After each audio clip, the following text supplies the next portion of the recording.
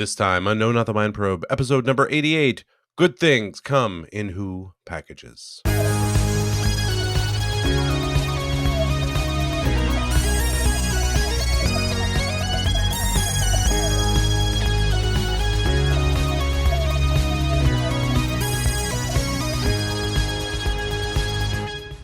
Welcome to No, Not the Mind, Bro. I was doing the virus voice. Very good. And that is a great John Leeson, of course, but I love has to repeat his sort of whole resume every time he starts talking. He's like, I am the virus of the nucleus of the swarm of the person. I am John Grant of Palantir of the Civil Liberty. And like every time I had to talk. That's my I could be a monster. I think I could voice a monster. Sure. I mean, Nick Briggs can't do all of it. That's a hilarious reference if you're a really hardcore Doctor Who person. But you know what? You would be a really hardcore Doctor Who person if you've listened to all 88 episodes of this podcast at this point. But that's what this is, folks. It's a podcast. It's a podcast where we watch and rank every single Doctor Who episode ever. My name is John Grant of the nucleus of the swarm of the purpose. And I have been a Doctor Who fan for 38 amazing years. A lifelong fan for 38 amazing years. And if your life ends tonight, that'll be true for the rest. Of course, I'm 45, almost 46, so I guess I haven't really been a lifelong fan. Conscious life. Everything under age 10 doesn't count, and boy, do I wish I knew that when I was under 10. I'm so glad I killed a lot of people. Oh yeah, well, that's see, okay, well, that's serving its purpose. That's what it's meant to do. It's to let's free give you that chance. Your childish notions of murder. Childish murders. My name's Porter Mason. John's been asking me to watch Doctor Who for 26 years. 3 years ago, I finally said yes. It only took a global pandemic. Night. Yeah, exactly. It was an October night, 6 months into a pandemic. The world shut down. Sicily, 2020. We assumed we weren't going to make our lives were over. But that's really what it is. I assumed well, my life's over now. Knock this out before I go. Yeah. That was really more it too. I thought well, I can make this dumb promise to John to watch all the Doctor Who episodes. Like, my life is ending soon, so it might as well. And everybody else is like, I can start listening to this because I won't have to commit to it for that long. And, well, you're all screwed. Screwed. What we do is, each episode of the podcast, we look at two stories. One of the NuWho. We're watching that in order. We just started the 12th Doctor years, the Peter Capaldi years. And then John pairs that episode with an episode from Classic Who. John, what are we watching this episode? We go inside. We're going inside the inside. That's how I tag this one. First off, yes, we've got Peter Capaldi and Jenny Coleman. We're heading inside the Dalek. When you launch a new Doctor, it's always a good idea to bring out your big guns. You got to bring out your publicity machine, and people love Daleks. So yeah, we get to inside the Dalek, and I've paired that with, again, sometimes these pair easily. Sometimes it's not hard. Another one where we shrink down the Doctor and he goes inside. This time, Tom Baker, the fourth Doctor, and Leela. We've just watched, we've just seen it, so we're on a Tom Baker Leela kick at the moment. And we have them in The Invisible Enemy with the first appearance of Porter's favorite, yes, the robot dog you all know and love, K9. Yay. All right, so we're going to recap these episodes. We're going to start with the NuWho. This is Series 8, Episode 2, the 243rd Doctor Who story. It aired in August 30th, 2014. We got the 12th Doctor, we got Clara, and some other people who... Oh, we also got a peek into Clara's home life, which we haven't seen in a little while, and seems to constantly change. Currently now she's a teacher, so good for her. But first we're going to listen to a clip here. John is prepared, and I'm playing for you now. You'll probably feel a bit sick. Please don't be. Where's my brother? Hello, I'm the Doctor. He was right beside me. Where's Kai? How did I get here? I materialized the time capsule exactly around you and saved your life 1 second before your ship exploded, but do please keep crying. My brother just died. His sister didn't. You're very welcome. Put the gun down. For what? Or you might shoot me. Then where will you be? In charge of your vessel. You'd starve to death trying to find the light switch. Who are you? I'm Lieutenant Journey Blue of the Combined Galactic Resistance. I demand you take me back to my command ship, the Aristotle, which is currently located... No. Hey, not like that. You will take me back to my command ship, which is currently positioned... No, come on. Not like that. Not like that. Get it right. Will you take me back to my ship? Please? A prickly Peter Capaldi. I like that. Kicking that one off, yeah. I like it very much. Yeah, so as I mentioned, we start off the episode seeing Clara in her natural state, I guess. I mean, again, she seemed to be a nanny. We never saw those kids again. We never see the kids again, I guess. Is that part of what we talked about? Right, now she's a teacher. Yeah, okay. Because remember, we did have in Day of the Doctor, she's at Coal Hill School, and she's teaching, which was a thing that we hadn't really heard that much about in the past. She was a nanny. Yeah. I don't know. There's a lot of Clara cutting room floor plot lines here. So, which, by the way, the way you can believe all this, a constantly changing story with different jobs and whatever, is that like she's extremely attractive. Extremely attractive people get to do whatever they want. Anything. So if she just decided suddenly I'm going to be a teacher, the school will be like, "Oh, please be our guest." So if you're hot, and I'll just look. I'm gonna open Let the us door. Take us into that world. You don't even need a resume. You can just walk in and just demand to do anything. And people are like, well, you're hot. So what does that movie say? My face is my passport. It's like my face is my resume. You just come in and you're like, and people are like, I'm John Grant. My face is my resume. And then they're like, oh, yes, of course. Well, I want to kiss that. Okay. So it could be like a vending machine. They're like, I want to kiss that. They're like, sure, please, sir, whatever. Well, so she's there and she has a drawn out interaction, which I maybe it's only just for this episode, but seems like we're gonna meet this gentleman again. Yes, we will meet him again. Danny Pink, who all we know is he was a soldier and he has some stress, some post-traumatic stress of some kind. And Clara asked him out. He doesn't handle it well, and then the doctor. It's a very meet cute. It's a very Stephen Moffat coupling roots kind of coming out here, right? Sort of like a little. He keeps like they sort of try to ask her out, and then he says the wrong thing, and they kind of fly. Yeah. Anyway, and they're about to go out for the drink, and that's when the doctor comes and picks Clara up. What the doctor comes to ask is, he's been taken aboard. We just heard this. He grabs a woman who's sends out an SOS signal and their ship is crashing, gets her on board. The interaction we just heard happens and we find out that her ship is nearby. He's going to take her back there, and then they're pretty rough with him. They're basically going to kill him because they're like, well, you know the location of her ship, but we're just going to kill you. They're nice about it. They're like, sorry, we totally don't want to do this, but they find out they're in a battle with Daleks, and they actually have a Dalek on board. Yep. And the Dalek seems to have no memory of exactly what it is, or just it's a good Dalek is what it seems to be, but it's also sick, and so they need help fixing it. So the doctor poses to Clara, am I a good person?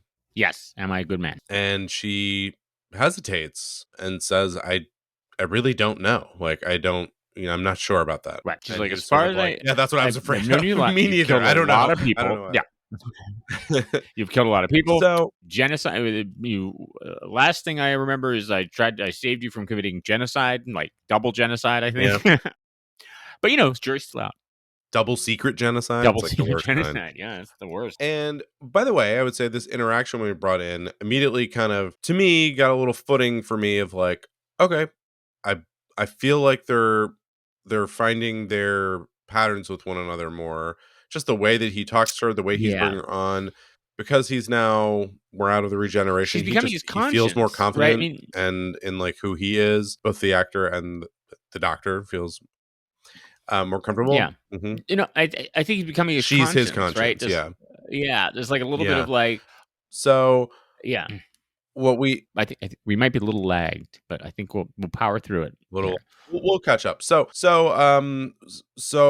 we end up deciding that we're going to shrink down and go in and be like the movie Inner Space, we're gonna shrink down and go inside the blood of the Dalek, and we got to fix this Dalek and what's going on. And our soldier friend from before comes with us, and basically what happens is we go in there. We look around this Dalek, and it's tough, and we Make it heal the sound like a Dalek. mechanic. Find the part that's like wrong about it. It gets healed, and along the way, we find out that what turned the Dalek is that exactly. And so we get in under the hood and heal the Dalek, and we find that the Dalek saw the birth of a star somewhere, and it was like it saw beauty for the first time, and that's why it's a good Dalek. And ultimately, after they heal it, then the Dalek goes back to its old ways and is a murderous goes into murderous rage once again. So then they're trying desperately, can we get it back to where it was? And Clara makes a point to the Doctor of say, like, look, the most amazing thing that happened here was that we saw that a Dalek could be good, that is possible, that can happen, and kind of shakes the Doctor out of it to say, like, this this is really true. And again, I think we do see this is a different kind of Doctor. Like when the Dalek goes back to its like murderous ways, the other thing is all mad at him. He's not like upset about it. He's like, yeah, this is how it effing goes around here with this Dalek. Like this is what happens. They manage to, Clara goes in, he's going to talk to the Dalek and basically try to get it back to the state that it was in before, and Claire's going to go back and bring back up to the surface the memories of seeing the star, which she does. The Doctor does too, and the Dalek is able to regain its former sense of self and peace with the universe, but it looks inside the Doctor's mind, and while it does see the beauty of the universe, it also sees the hatred of Daleks. And so it turns this Dalek from, yes, it's not a Dalek bent on destruction of other things, but it's now a Dalek who is bent on the destruction of other Daleks, and the Doctor is sort of resigned that it's like, oh, it's still destruction. Like I can't get it. It's not really a good Dalek. At the very end of the episode, so they get back out and they rematerialize. The Daleks immediately on the ship are dispatched, and the Dalek forces that are in the battle, it sends a message to retreat, and it talks to the Dalek and says, I wanted you to be a good Dalek, and it says, well, you're a good Dalek. The Doctor is sort of the good Dalek. And then the very, very end is Clara saying, you asked me if you're a good man, and I said, I don't know, but I think you're trying to be a good man, and maybe that's all that any of us can really be. And that was a nice ending. And then she goes back and meets her soldier fella. But and so I'm like wondering where that's going. But you're telling me I'm going to learn more about Clara, so maybe it's the beginning of it. But I'll leave it there, John. What did I miss here? I think you captured. This is Stephen Moffat and Phil Ford, who I think wrote The Waters of Mars. Is maybe the last thing that he did there. This is a couple themes starting off here. We've got Danny Pink, the introduction of Danny Pink, who does become a regular character through the season here, and obviously a love interest for Clara, and a good introduction. This is Samuel Anderson, I believe, is the actor who plays him. It's very good. We've got the "You Am I a Good Man," which is so the trailer for this season. This was the question he asked her when they're sitting in the TARDIS was a prominent part of the trailer. Again, setting up like this is supposed to be a major theme. What kind of man is the Doctor? And clearly, and even the last episode, Deep Breath sets us up a little bit. He's clearly struggling with his identity and what is. We have the and so it's a fun, exciting episode. There's good special effects. We have another appearance of Missy. Remember, we've got the soldier who dies from shooting the thing in the antibodies or something like that, and Missy is in the sees her in the garden or whatever. I do enjoy for some reason I just like she's like, they're sitting there having tea or something like that, and then the soldier's like, where am I? What's happening? And Missy's just like, oh, tea, or she's like, little splosh. I just like the little splosh. I now whenever I offer people drinks, I'm just like, little splosh. I don't know why. We'll come back to this in the theme section, but this also introduces a very weird theme, which is the Doctor and Soldier. A couple times it's sort of like, oh, are you a soldier? And I don't really like soldiers. And she asks, remember the woman tries to ask to come with him at the end and is like, I wish I could, but you're a soldier. And it's just like, okay, well, that's coming out of nowhere. So we'll come back to that towards the end. But I mean, it's a strong, it's a strong episode of like, do I, here we are wrestling with the Doctor. Is he a good person or not, or something? Oh, so anyway, I don't know, but I'm still not sure about how that all plays out to myself. But yeah, again, I think it's a very strong it is a good. It's a good episode. We've got I think Capaldi the way he wants to play the role. Right. This is how he's. This is now he's no longer got this post regeneration thing. This is how he's playing it. So I think we're starting, but gonna be prickly like that opening that clip, right? Making her say please, and like he's kind of being like and. I think also some he's got they're starting the interplay between him and Clara is also starting to be a little bit like he keeps kind of insulting her right when they first meet in the TARDIS and like he's saying something like you look older or something like or you're going out on a date or something. He's like you're gonna put on some makeup or something. She's like he's like oh you haven't or I don't know anyway they're getting a little bit more of a prickly relation but it's an entertaining episode.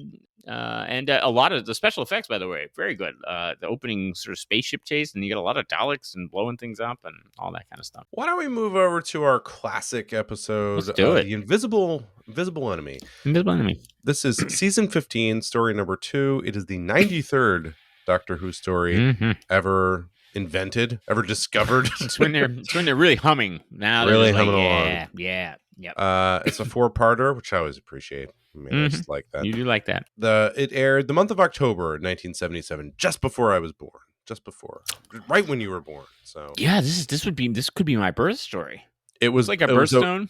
It aired between the 1st and the 22nd of October. And this is it. This is it, folks. This is when I came into the world. Was on this story. And so you were like born. So you were born. You're crying. They like cleaned out your mouth and stuff, and then you immediately said like, "Could we turn it to BBC if you don't mind? Could we turn this television? Do you get BBC in here?" Look. When I said lifelong Doctor Who fan, I meant it, folks. I meant it. Mm-hmm. And what do we have? We have the 4th Doctor. We have Leela, and here he comes, folks, coming at you. K9. K9, the character who commands the screen like no other, and is clearly such a very advanced piece of machinery. But let's listen to a clip from Invisible Enemy, which John has prepared for us. Who are you? I am the nucleus. You're trespassing, you know. Treading on my unconscious, affecting my metabolism. Nucleus of what? The nucleus of the swarm. Oh, I see. Why did you choose my brain? Because of your intelligence. Oh, well, I can understand that, but you realize you have no right? I have every right. It is the right of every creature across the universe to survive, multiply, and perpetuate its species. How else does the predator exist? We are all predators, Doctor. We kill, we devour to live. Survival is all. You agree? Oh, yes, I do. And on your argument, I have a perfect right to dispose of you. Of course. The law is survival of the fittest. Touche. Your time is running short. How do you intend to dispose of me? You have no weapons, and in minutes you will cease to exist. I am the virus and the nucleus of the swarm. For millennia we have hung dormant in space, waiting for the right carriers to come along. Carriers? What do you mean, carriers? I'm not a porter. Hey. Little tribute. Porter. Little tribute to Porter. Yeah. He's not. He's declaring vehemently how he's not me. It's true. Get it. But, could there be a more classic Doctor Who scene? You have Tom Baker inside his own brain talking to a amorphous black blob with a little claw that's sort of waving around. A little claw. And we get to see the whole shrimp later. Yeah, the whole prawn comes up later, yeah. And, it dawns on me that, like, when he says, I'm not a porter, and we're like, yeah, I'm not the Doctor, and John's the Doctor of this podcast, but I'm not a companion. I think I'm the K9 of this podcast. You are the utility player, yep. I'm the utility player. I come in, when needed, I can do anything. I can do absolutely anything, and then occasionally I just run out of batteries, and I have to put in a quarter. When not needed. All right, I think I can go through this plot actually very quickly, because basically they're going. I only have space. half a page of notes on this episode. Yes, I also did not have a lot. Right, and I believe the Doctor says, I'm taking Leela here because it's like, this is when humans start to explore space a little bit more, and they're out on Io, I think, is that what Titan. they said? They're out on Titan. They're on Titan, a moon of Saturn, and a lot of people think, well, there's a lot of science fiction about how you would get onto some of the moons of Jupiter or Saturn, and that is where Right. Or stopping. there's Some of them have fuel, right? water. Because there's also like all sorts of gases we could use. I think Titan is supposed to be a fueling station. So Yeah. Some of them, yeah. But so he's there to show them that they're about to take their step into space. But when he gets there, there's a virus there that it's like a mind virus because they look at each other and then cool special effects mind viruses happen, and it then takes over people and gives them crazy eyebrows. Right. Yes. Crazy eyebrows. And of course, this is a Bob Baker and Dave Martin script. So of course, like Eldrad must live, there's a contact has been made. Like there has to be a thing you say every time. Yes. That's when you know the virus has taken hold. Yeah. So that virus is spreading through things, and it actually pretty quickly takes the Doctor, and then and right that kind of supercharges it, right? Because it gets into the Doctor and kind of, I don't know, advances. So they take the Doctor back, and the I guess he's a doctor too, right? Dr. Marius. Yes. Freddie Yeager. He's not a Time Lord, but he's a medical doctor. Yeah, medical doctor. They say, oh yeah, the Doctor has this now, and what we need is. And then he's like, oh yeah, what we need is to clone you. Of course, I can clone you. It's very easy. But we have these temporary clones. It's this idea that you can have clones, but they're exact copies, and have all your experiences. But they I don't know what happens. 10 minutes. They self-destruct? What happens? They're not stable or something, and they'll just kind of disintegrate. And I think they do set it up. They explain like this is a technology people came up with or whatever, and then Marius is like, yeah, but Doctor, it's really just a parlor trick, right? It's useless because they don't last. But the main thing was you have to figure out a way to clone someone and keep all their experiences, because obviously if you just clone, as anyone who's seen Clonus, right. the clone the movie knows how clones work. Clonus or feature on MST3K. People MST3K. So they decide, well, clearly we should also miniaturize you and inject you in. Not enough that we're making clones of you. We also are going to miniaturize you, inject you into your own mind. Yeah. They do that. They go in, they talk to the virus. We just mentioned he's first, he's just a little guy inside the mind sticking out one little shrimp claw. Yeah. And then they blow up and he comes out the tear duct. Yes. And they they magnify them. Yeah. They embiggen the them. Virus. The Doctor and Leader are dead. The Leader clones are gone. They explode or whatever. They expire. Yeah. The virus. Right. The nucleus of the swarm. And he's a little shrimp guy. He's so cute. And he's just like has all his little arms. And he's so funny because he's commanding them all so strongly, and it's just he's this helpless little shrimp. And what's great is that you can clearly tell that it's an actor, probably a stuntman, on his knees with that costume. And as they're moving along, he's clearly rolling along on a little, he's on a little, one of those wheel things that they'd move like amps or something, like the roadies, like they're just wheeling him along. But yeah, it's great. Oh, I should have mentioned, because this actually is important. The entire time of this episode, from the beginning, maybe from minute 2, Leela's like, why don't we just blow this all up? Because it's too far gone. There's no point. Like, let's just blow this all up. And there's a lot of talk throughout. It's like, no, we should really be intelligent and not just be so quick to violence and whatever. And that's not the answer to every problem. Well, so anyway, Leela seems to have some innate immunity to this. And when Leela's clone blows up and remains in the Doctor's mind, that antibody remains there. And so then they're able to isolate it and give the antibody to Dr. Marius and some others on the planet. And they're saying, oh, we should send it down to the base. And if we can get it into the base, it will stop the eggs from reproducing.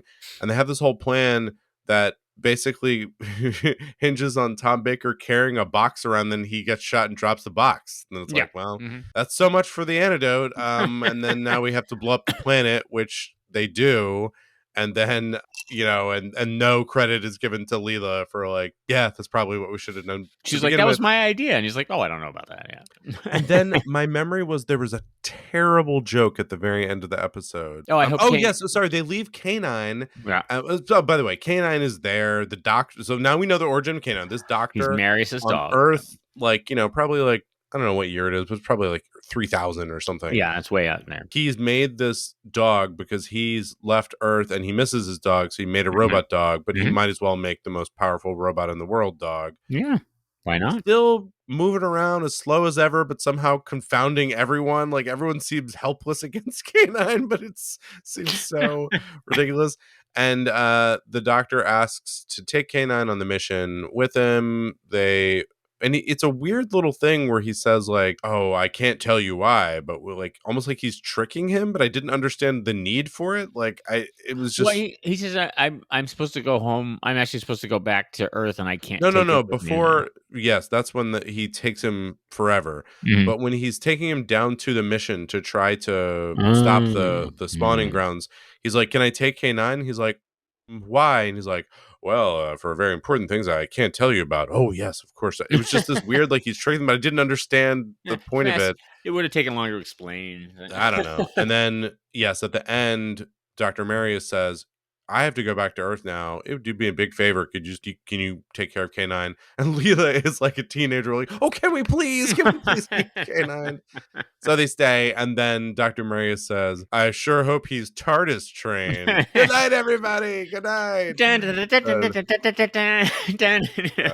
You know what? I have to say, this is probably my favorite K9 episode. All right. Because he's just sort of there in the background and like, I don't know. I didn't mind him. It's fine. Well, it's kind of a sweet, it actually is a logical, it's like, you can't bring a dog to space with you. Makes sense. And I might build a robot. If you had the technology, I might build a robot to replace him. And you need an assistant. You need a computer assistant. So maybe. This is Bob Baker and Dave Martin, who are notorious for ambitious episodes that really stretch the production values of Doctor Who. And I think this is no exception to that. As you might have guessed, this is Doctor Who's answer to Star Wars. Star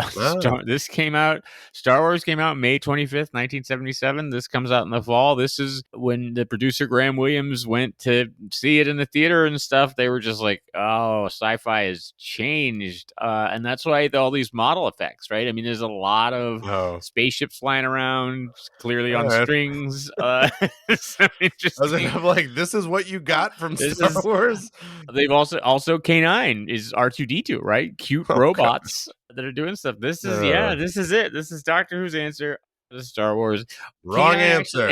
K9, you'll be sorry to hear there are actually two endings filmed to it. One where K9 goes and one where K9 stays. So they weren't sure. They had K9 is a fully remote controlled prop. But the problem was that the cameras and his remote controls were on similar frequencies, so that every once in a while the prop would just lose control and just fly into a wall or something. But they realized they had lightning in a bottle, and they're like, "We'll find a way around it." Yes, there is Freddie Yeager is Marius. We've seen Freddie Yeager before. He was the professor also in the Planet of Evil, which was the one with the antimatter monster, and he's the guy who keeps turning. He's turning into it's the Jekyll and Hyde one, right? With Sarah, he's turning into the monster, and he has to drink. So anyway, doing an interesting accent here. They were like, "Hey, do an accent." He's like, "Okay, I got this one. I got this one in my hip pocket here." You've got John Leeson is the voice of K9. He's also the voice of the virus here. So doing double work. I don't know if he's in the costume or not. There's a cute, but interesting thing. If you look in the hospital, the LL Foundation or whatever it's called, if you look at all the signs and stuff on the wall, they sort of said, okay, well, it's the far future, so all the words will be spelled sort of corrupted, right? The language will change, and they sort of posited that probably it'll be more phonetic. So like exit is spelled EGGSIT if you look above like the doors and stuff like that. Like a weird interesting little detail, yes, that they worked out. This is obviously Fantastic Voyage, right? So this is an Irwin Allen 1966, I think, movie with Donald Pleasance. Have you ever seen Fantastic Voyage? I don't think I've ever seen it. I've heard of it, but I've never seen it. Yeah, Asimov wrote the novelization. It's not based on one of his stories, but I was looking it up when I was prepared. Again, folks, we actually prepare for this. This is what this podcast looks like when we try. That's right. So, Fantastic Voyage, not written by Asimov, but he novelized the story later. But it was also well received at the time. People really liked it. So apparently, I kind of maybe want to go back and watch it. But then, yes, the other movie, the sort of, I don't know if it's a remake or sort of a remake of Fantastic Voyage, is Inner Space, which is definitely was a movie that I think I saw in the theater. I don't know about you, but it came out right at the heyday of. I feel like I saw it a lot. I really liked Martin Short. Yeah. And so I think but Is the Meg thing Ryan is, the girlfriend? And isn't Meg yeah. Ryan? Yeah. And I think I saw it. It's weird because this would have been, I guess, VHS era. So then, did I rent it a lot after? Because I saw it a lot, but we didn't own it. You didn't own VHS tapes. That No, was they're very $80. expensive. Yeah, exactly. I think this was a birthday party movie kind of thing, right? That's what I feel like. I've seen this with friends, and I feel like it was because I think it's a PG or PG-13. I don't think it's particularly violent or anything like that. Because yes, it's Dennis Quaid inside in a little spaceship inside, accidentally gets injected into Martin Short, who's playing a role. Is not accidentally. It's just accidentally into actual It's Martin. not a true story. And then there's isn't there a bad guy? There's also a bad guy that gets injected into Martin Short. Yeah, he's And probably they're fighting Libyan it or out. Russian or Yeah, something. I think he's Russian. Anyways, it's actually not a bad movie. But I think I was reading about that too. Is like I think didn't do really well at the box office, but then kind of exploded on video.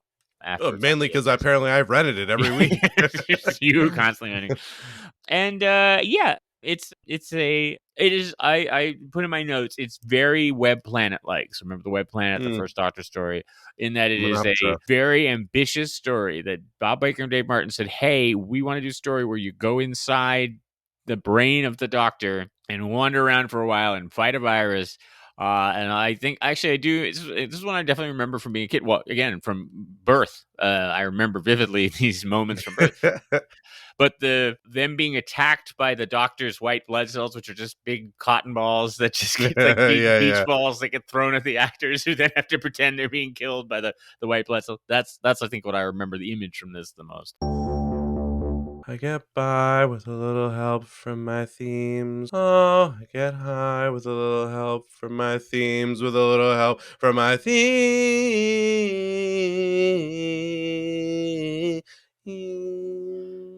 Porter does not endorse getting high. Disclaimer. No, I don't. I think all drugs should be. I'm going the other way. You know, people want to legalize drugs. Mhm. I want to make more drugs pharmaceuticals. illegal. Yeah, I want to make Tylenol out of Aspirin, here. yeah, out of here. I know. Aspirin, It's turning definitely. us into a bunch of crybabies. That's right. That's right. Mhm. Bug spray, done. It's not even a drug. It's just things that are chemicals. Are you worried? You're like, my kids are hooked on bug spray. I'm really worried about it. Big Pharma has got them hooked on bug spray. We are adherents of the repeating themes here, and none on the Mind Probe. We'd like to look for ideas and topics that are threaded through Doctor Who and all of time and space, and we like to talk about them. John, what did you want to bring up with these couple episodes? Well, let's. I think it's going to be developed through the rest of the season, but in a weirder. But I kind of want to let's get it out now and sort of figure out where we stand on it before we figure out where the heck Stephen Moffat's going with it. But let's talk about the Doctor and soldiers. This suddenly out of nowhere, very strong, and believe me, it keeps coming back. Especially once we see the Doctor meet Danny Pink, and basically I don't like soldier, which it's like, okay, but isn't your best friend the Brigadier? Like, haven't you worked for units? Your best friend is a soldier. You've been connected to soldiers a lot. Isn't this a weird sudden? So what do we? I don't know. He was the war doctor too. I mean, right? Yeah, exactly. Right. So, what do we think the Doctor's relationship to the military is? Is he? He's not a pacifist. What is he? Right. I mean, there's been, and part of the unit thing was that there's a tension there. They come at problems differently, and that was often, from the ones I've seen, has often been the thrust of, that unit is sort of the military is made out to be this sort of shoot first, ask questions later, kind of one solution for everything. Everything looks like a nail to the person with a hammer. Like, it's always the Brigadier is always saying, like, who can we shoot? What can we do? But has a relationship with the Doctor, and sort of the Doctor appreciates, like, I feel like he has reacted to the military throughout the stories as, I am not them. I have a different sort of mandate than them, but I understand what they're doing, and sometimes that's needed, and sometimes I'm needed, and I'll work with, so like this, the extreme reaction to it this time did seem out of nowhere. Not that the Doctor's been always like a big friend to the military. It's just it's never been antagonistic. That was new. Yeah, and it's like also it's like fine, be anti-generals or people who use the military or something like that, right? Like those are Right. the people who put people into like but don't be. Why would you not like this woman who's a soldier who probably didn't have any choice but to be folks, I'm going to drop a little academia on you because this is actually what I do for a living. I'm a soldier. No. Soldier of love. Soldier of love. I teach military ethics as one of the things I'm doing. And it has always been one of the sort of classic tenets of just war theory is that the rank and file soldiers are moral equivalents, right? That actually, traditionally, you would look at like, so even, ones there's justice of war, right? Before you is the war started, is it the right, who's in the right, who's in the wrong, right? And usually the invader is in the wrong. But then there's also the second sort of justice in war theorem, which basically says it doesn't matter who started the war, all the soldiers are moral equivalents, right? Like because soldiers, they don't, a lot of them are conscripted or they don't have a ton of choice. They're trained to follow orders. Like there's, you can't just say you're following orders. You can't be completely absolved. But basically, we don't blame you. You still get the same rights and protections or whatever in war, no matter which side you're on, because it's not really down to you. And so, you think that would be the doctor would sort of recognize, like, yeah, it's not. I cannot like the politician and maybe not the generals. You take that sort of Blackadder World War I view, right? Of like, it's a bunch of just poor people in the trenches and a bunch of maniacs running the show. But yeah, so it's suddenly to come out of it sort of like, oh, I don't, and it's like, oh, I don't like, you're not a pacifist. The doctor's never been a pacifist, and certainly he's used soldiers in his interests before. And so yeah, I don't know. Maybe this is a post Day of the Doctor. Like, I'm really, but I guess Matt Smith remembers everything that happened in Day of the Doctor. It's everybody else that doesn't. Tennant and everybody before the war, they don't remember any of that. But I guess Matt Smith can maybe remember. So then presumably Capaldi. So maybe this is a post Matt Smith regeneration is your reaction to soldiers or to the war doctor's militarism. So like war itself. Yeah. And so it's like everything that touches war, why must this always be where we go to? But yeah, it just seems like a very strange, like you said, it seems like a strange broad generalization that, like, because to me there's also a difference between becoming a soldier where there's a lot of choice in the matter, like you could do many things and you decide to become a soldier, or you're born during a certain era where there's a lot of war and you're a soldier. Like everyone's a soldier basically, so like it seems so odd to be like, I don't know. And then of course that's a generalization too, because you'd have many reasons for wanting to become a soldier. But yeah, it feels like this little bit of like, oh, anyone who becomes a soldier, they're just like kind of bloodthirsty and aggressive and whatever. It just seems bizarre. Now, you said this does become a thread through the season. Yeah, and it creates this antagonism between the Doctor and Danny Pink when he eventually meets him, and then it's sort of resolved at the end in a weird. I don't know. We'll get to all that. Yeah, so this is some. Again, I'm sort of struggling to what's the motivation here, because historically the Doctor has. We haven't gotten to yet. We will in a few more episodes. The first episode with the Daleks is all about the Thals are pacifists and they're like, well, then they'll come and destroy us. And the Doctor's like, no, you have to kill them. You have to fight them. It's like, okay. So he's clearly not against violence or anything like that. And he's clearly turning people into soldiers. So maybe there need to be a little more trauma or something like that that led to this. I'm not sure. And then those sub-themes I want to talk about here is obviously the invisible enemy is a metaphor for the woke mind virus. Yes, of course. The woke mind virus. Now is that when we look back at our history, it's similar to last episode we did the Talons of Wang Chang and we're like, oh, I'm really embarrassed by this yellow face and the stuff like that. When are we going to look back? When is some of these people going to look back and be like, what were we talking about? Mind viruses? What? So wait, people were just sort of trying not to be as racist, and we were telling them that they had a mind virus in them. I have had conversations with woke lesbians and little lightning bolts come from their eyes, and Ooh, they try yeah. to, and you're like, contact has been made, and you're like, no, it hasn't. No, it hasn't. All right, we're gonna move on to the rankings. John, how are you doing? Check in. It's a check-in point of the episode. How Good. you doing? I am still reasonably woke. So Okay, good. Okay, good. Good. but There are 300 in a official fun way, in a light, good fun way. way. In Yeah, a good way. in a fun way. How much longer will there be 300 official Doctor Who television stories? When does it air? November. It's coming soon. We haven't got an official date yet. We're now into the final stretch, though. So I'm looking for Doctor Who news to start coming fast and furious, folks. So and as always, when the Doctor Who news comes, you will hear it on this podcast about 7 to 8 weeks later. Yeah, when So news just breaks, Mind Probe is there. We should have a local news. When news breaks, Team Mind Probe is there. Well, I'm pretty sure as of the airing of this, there's still only 300 official Doctor Who television stories. We have ranked 174 of them. We're going to rank a couple more. So let me pull up my old rankings here. Yeah, what you got? You got there, Mason? Into the Dalek, I have at 52. Nice. So again, 107. So it's near to the top. I enjoyed this one a lot more than Deep Breath. I thought they were finding their footing. I put it right below Cold War. Reminded me weirdly a lot of that one. It's funny that the other one was when Star Trek first started, because the opening sequence is very Star Trek, of the big battle Dalek. Oh yeah, or Star Wars. Star Wars. I'm sorry.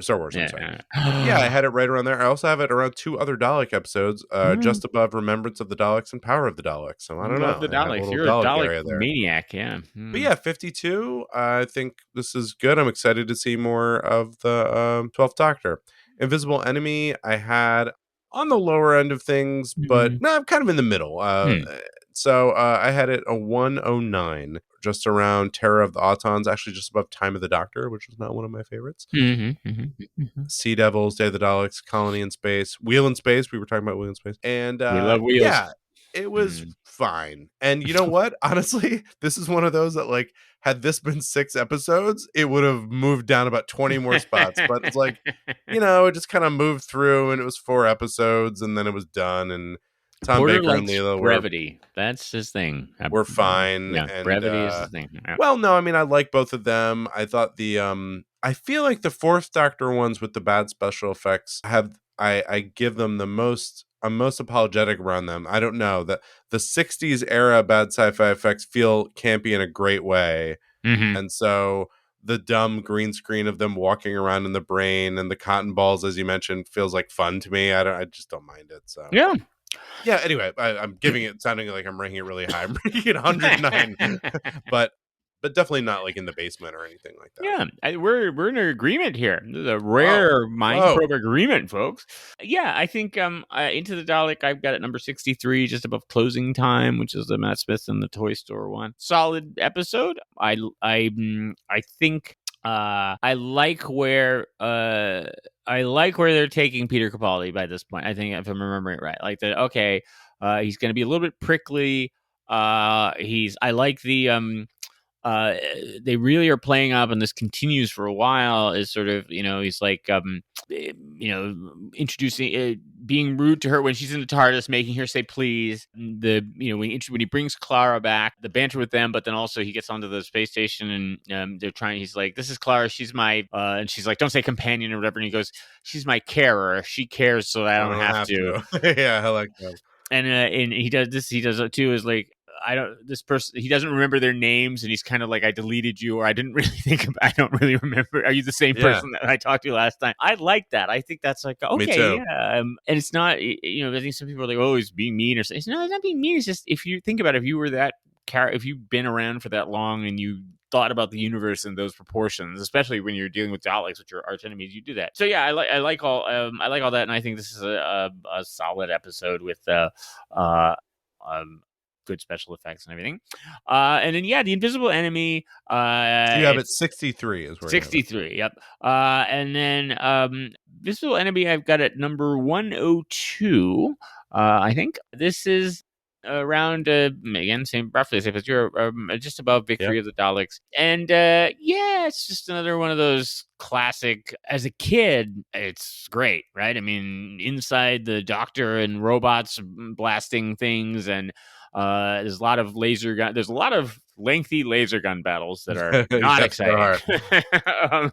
And you've got the special effects and the with the little models and stuff, which is with your kid is The laser perfectly gun battles fine. are so funny because the pointing of the gun isn't where the people are, but neither is the graphic of the shooting of the gun, and then the person falls, and none of those three things seem to be in the same spot. There's also a great moment, and I assume they had to do it in multiple takes, and but there's a great moment where they're like, K9, blast this wall, and the wall is already clearly cracked, and it's clearly already broken, and then just sort of falls over after K9 blasted, and it's like, oh yeah, that was not great. Yeah, but I think I give a lot of points to them whenever they try to do something that may be a little bit beyond their reach.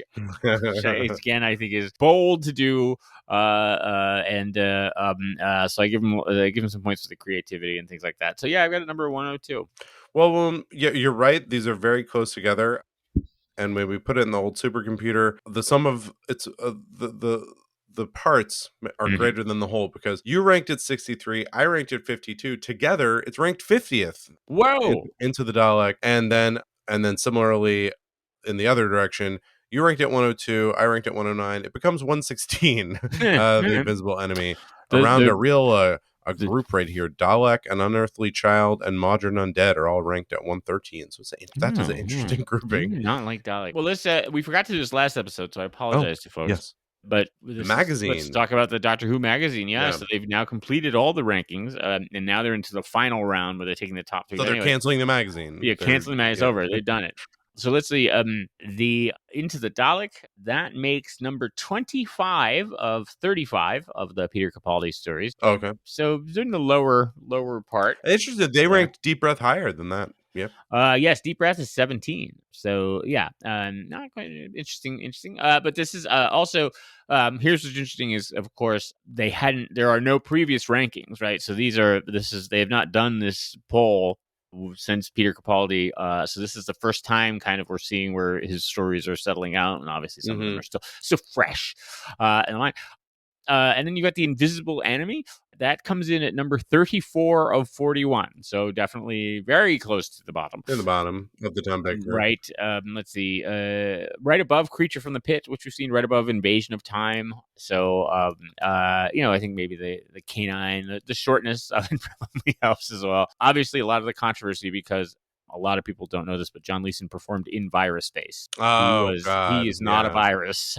He's not a prawn. Yeah, he's not a prawn, and so a lot of the prawn community got very upset. The prawn community. So, and then interestingly, did you guys do much for Prawn Week this year? No, we don't. It's sad that we just don't write it. But then interestingly, he was also weirdly in makeup as an Asian person underneath the prawn. Why? A lot of it just felt like unnecessarily. That's not needed. Wow. You can see more of our racist tirades on mindprobe.show. We also have our rankings, and you can subscribe to the episodes. And by the way, you can check us out on YouTube.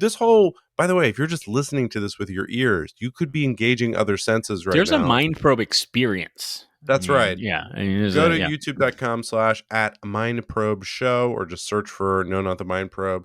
If you search for No Not the Mind Probe, you will get the clip of No Not the Mind Probe. And then like one or two down, you'll see us. Right. Then fall down the rabbit hole.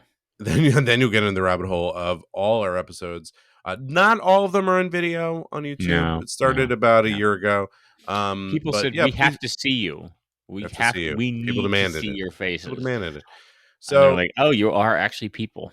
We'd love it if you gave a comment, gave a like, subscribe to us on YouTube, and of course, subscribe to us on Apple Podcasts, Spotify, any of your podcast player of choice. We particularly would love if you went and gave a review in Apple Podcasts. That'd be nice. And you can reach out to us. John at mindprobe.show, Porter at mindprobe.show. Happy to hear from you. John, what do we have in store for next episode? Okay, next episode, moving on with Peter Capaldi and Jenna Coleman, we have the Meeting Robin Hood. What? Yeah. That's It's cool. we're gonna have them meet Robin Hood and some musings on mythology and mythological heroes and stuff. This is Mark Gatiss, I believe, coming in gay and hot. Ooh. With us in a very amusing episode, The Robot of Sherwood. They did there. Very clever. Yeah, The Robot of Sherwood. So we've paired that. So history buffs will know that Robin Hood was occurring during the time of King John, who, of course, was on the throne while King Richard the Lionheart was off fighting the Crusade. And so didn't really mean to do this, but we now have, if you love them in yellowface, you're going to love people in Arab face, or whatever you would call great. it. There are, unfortunately, yes, again, some, but fortunately for, it's going to be the first Doctor, and it's going to be first Doctor Ian, Barbara, and Vicky, so a very early one, in the Crusade, as it's called. You've got that's going to be another one. There's probably a bunch of different options to see. There's 2 episodes that exist, 2 episodes that we have the video of, and then 2 episodes that are audio. And I think they have telesnap reconstructions. They do not have animated ones. Yes, we will have a first Doctor Adventure of the Crusade. Well, that is exciting.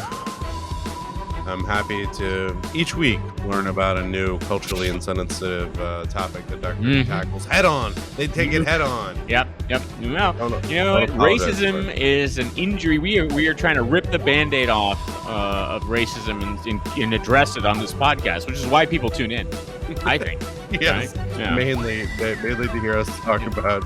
You're like, what about these 2 middle-aged white guys? They seem like they can solve it. I got something to say. Mindprobe.show.